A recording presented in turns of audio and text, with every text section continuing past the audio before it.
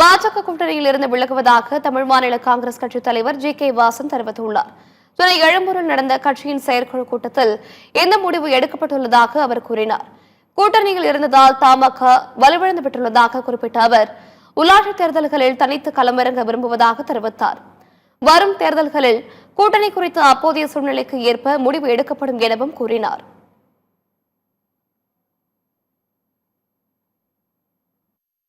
இத்தகைய சூழலிலே தமிழ் மாநில காங்கிரஸ் கட்சியை பலப்படுத்த வேண்டும். வருகின்ற உள்ளாட்சி தேர்தலிலே மாவட்ட ரீதியாக வெல்லக்கூடிய சூழலை ஏற்படுத்த வேண்டும்.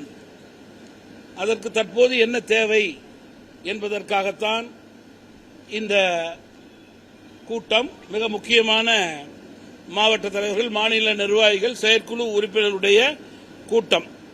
தமிழ் மாநில காங்கிரஸ் கட்சியை பொறுத்தவரையிலே எந்த கூட்டணியோடும் நாங்கள் பெரிய கருத்து வேறுபாடுகள் வைத்தது கிடையாது.